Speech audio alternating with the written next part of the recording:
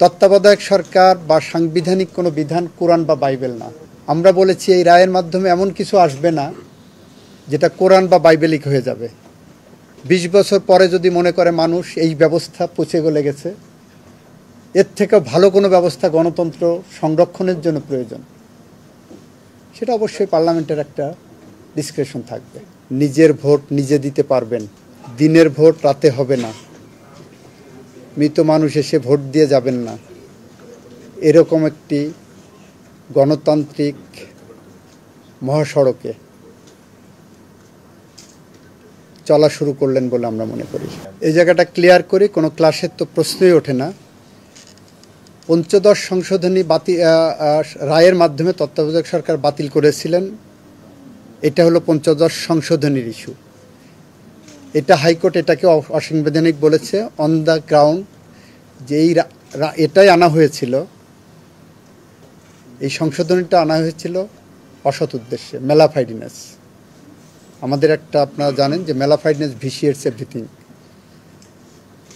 ওই রায়টা হাইকোর্ট যেটা দিয়েছেন সেই পার্টটা অ্যাপেলেট ডিভিশনে চ্যালেঞ্জ হয়নি, নাম্বার 1। নাম্বার 2, যদি চ্যালেঞ্জ হয়ও, অ্যাপেলেট ডিভিশন বিবেচনা করতে গেলে এই রায়টাকে সবসময় সুপারসিড করবে। This is a review judgment, রিভিউয়ের লিভ গ্রান্ট করে আপিল হয়েছে, this judgment will supersede any other findings. ওইটা অন্য গ্রাউন্ডে পঞ্চদশ সংশোধনীর ওই অ্যামেন্ডমেন্টটাকে হাইকোর্ট ডিভিশন বাতিল করেছেন, ওইটা কিন্তু চ্যালেঞ্জ হয়নি।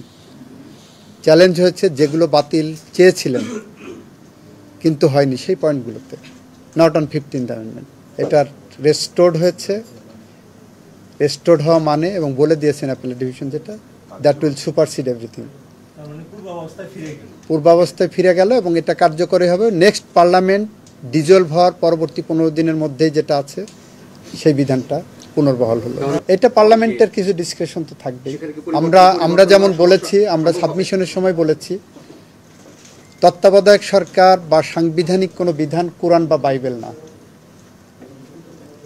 আমরা বলেছি এই রায়ের মাধ্যমে এমন কিছু আসবে না যেটা কোরআন বা বাইবেলিক হয়ে যাবে। 20 বছর পরে যদি মনে করে মানুষ এই ব্যবস্থা পচে গলে গেছে, এর থেকেও ভালো কোনো ব্যবস্থা গণতন্ত্র সংরক্ষণের জন্য প্রয়োজন, সেটা অবশ্যই পার্লামেন্টের একটা ডিসক্রিপশন থাকবে, and that will also be subject to judicial review. ওনারা কেন বলেছেন সেটা ওনারা জাজমেন্টের মধ্যে ডিটেলস পাবেন।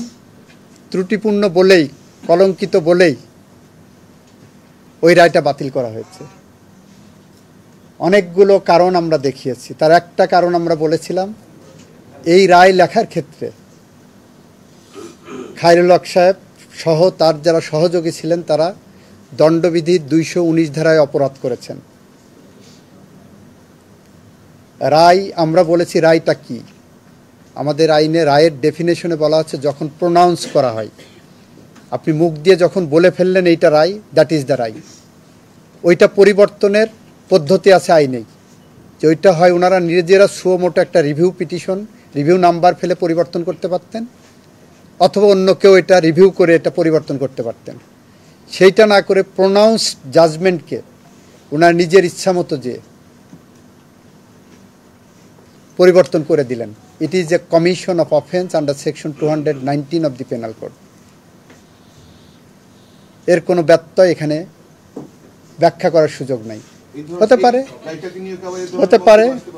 পারে, তবে আমি মনে করি যে সেটা গণতন্ত্রের স্বার্থে এটা আসবে না।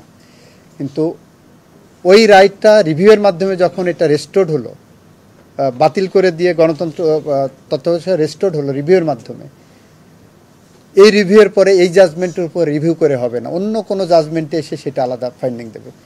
এই সাবজেক্টের উপরে, ত্রয়োদশ সংশোধনের উপরে, এইটা এখন past and close chapter. Second review আমাদের আইনে পারমিট করে না। So this is A past and close chapter for the time being. 15th অ্যামেন্ডমেন্টে এই পয়েন্ট তো যায়নি। 15th অ্যামেন্ডমেন্টে হাইকোর্ট যে রায় দিয়েছে তত্ত্বাবধায়ক সরকার ব্যবস্থা বাতিলের যে সংশোধনী, সেই অংশটুকু বাতিল করেছে, সেটা তো চ্যালেঞ্জ হয়নি অ্যাপেলেট ডিভিশনে। সেটা তো অন্য পয়েন্টগুলোতে, কিন্তু যে পয়েন্টে হাইকোর্ট জাজমেন্ট দিয়েছেন সেই পয়েন্ট তো আর যাদের পক্ষে দিয়েছেন সেই পয়েন্ট তো উপরে চ্যালেঞ্জের সাবজেক্ট না। সেখানে তো রেজ হবে না, সুযোগও নেই। কারণ কী চ্যালেঞ্জ করবেন, হাইকোর্ট তো আপনার পক্ষেই দিয়েছে।